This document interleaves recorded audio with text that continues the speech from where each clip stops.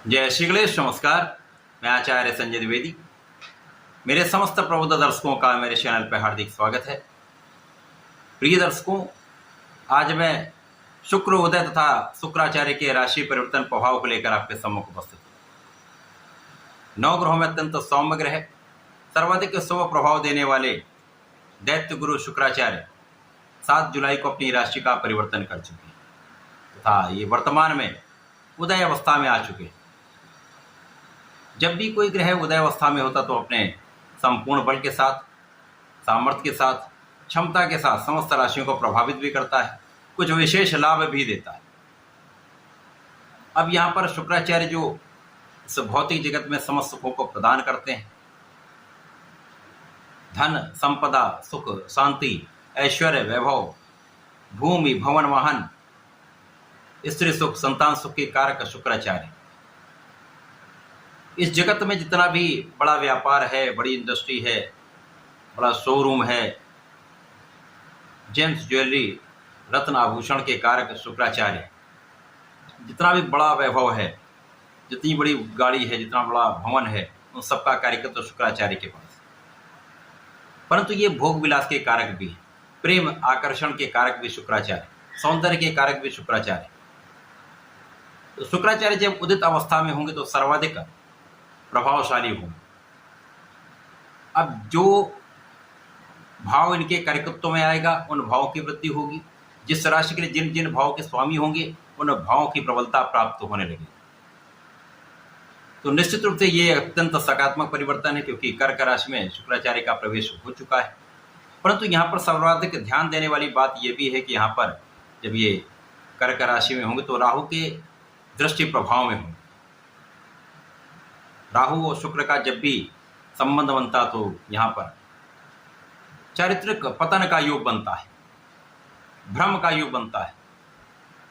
तो यहाँ इन बातों का भी ध्यान रखना अत्यंत आवश्यक है। आज मैं कर्क राशि के लिए ही शुक्राचार्य के उदय अवस्था तथा राशि परिवर्तन का किस प्रकार का परिणाम प्राप्त होने वाला है, किन किन भावों की प्रबलता प्राप्त होगी, इस समय का कैसे आप लाभ ले पाएंगे, यदि समस्या आ रही तो उसका क्या निराकरण है, संपूर्ण विश्लेषण मैं पूर्ण तर्क के साथ करने जा।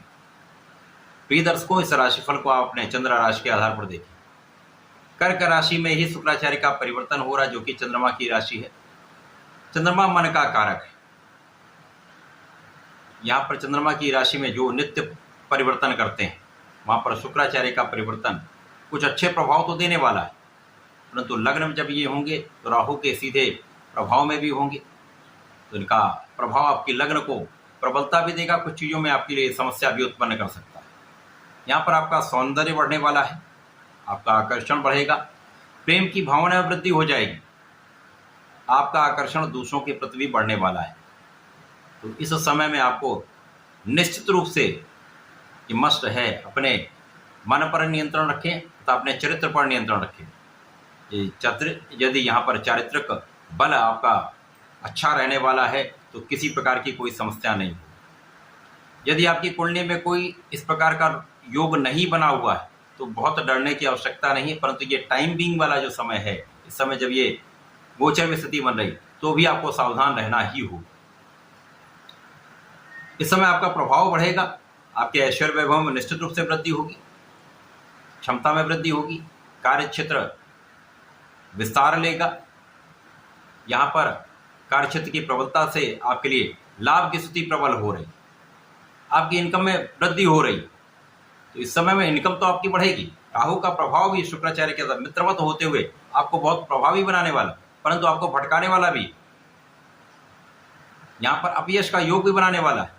विशेष रूप से आपको स्त्रियों का सम्मान करना चाहिए, किसी भी प्रकार के विवाद में ना पड़े, जहाँ पर आपके ऊपर यश अपयश में परिवर्तित हो जाए। बहुत ध्यान दें। बिना कारण कुछ ऐसे विचार आ सकते हैं जो आपके मन को भटका सकते हैं। कल्पनाशीलता में मन चला जाता है, यहाँ पर आपको ध्यान देना होगा। अपने मन को प्रबल करना होगा, अपने कॉन्फिडेंस को बढ़ाना होगा, सूर्य को नियमित रूप से जल देना होगा, जिससे आपका कॉन्फिडेंस अच्छा हो। चंद्रमा की राशि का वैसे भी चंद्रमा में अपना कोई स्वयं का बल नहीं, जो भी बल है वो सूर्य का बल है। तो सूर्य को बलवान करें, चंद्रमा को बल मिलेगा, आपका प्रभाव भी बढ़ेगा, आपकी क्षमता में वृद्धि होगी, आपको नियंत्रण करना आ जाएगा। अब यहाँ पर आपके धन की वृद्धि तो निश्चित रूप से हो रही है, लोगों का सहयोग भी मिलेगा। यहाँ पर आपके सुखों के वृद्धि का समय है, सुखों के उपभोग का समय है। यहाँ पर आपके सुख साधन बढ़ने वाले, भूमि भवन वाहन का संपूर्ण योग बने। कार्य क्षेत्र में आपको बहुत सजग रहना होगा। कार्य क्षेत्र में सफलता मिलेगी, परंतु किसी स्त्री के कारण कुछ विवाद की स्थिति भी बनती है। यहाँ पर आपको बहुत ही सजग रहना हो। यदि इस समय को आप सोच विचार कर वैचारिक रूप से अति प्रबल होकर तथा अपने मन को प्रबल करके इस समय में आप कार्य करते हैं, डिसीजन लेते हैं, तो कहीं किसी प्रकार की बड़ी समस्या नहीं आनी। कर्क राशि के जातकों को नियमित रूप से, जैसा मैंने बताया, सूर्यदेव को जल देना चाहिए। प्रत्येक रविवार को भगवान भोलेनाथ पर जलार्चन करें, दूध का अर्पण करें, लाल चंदन अर्पित करें, ओम नमः शिवाय का जप करें।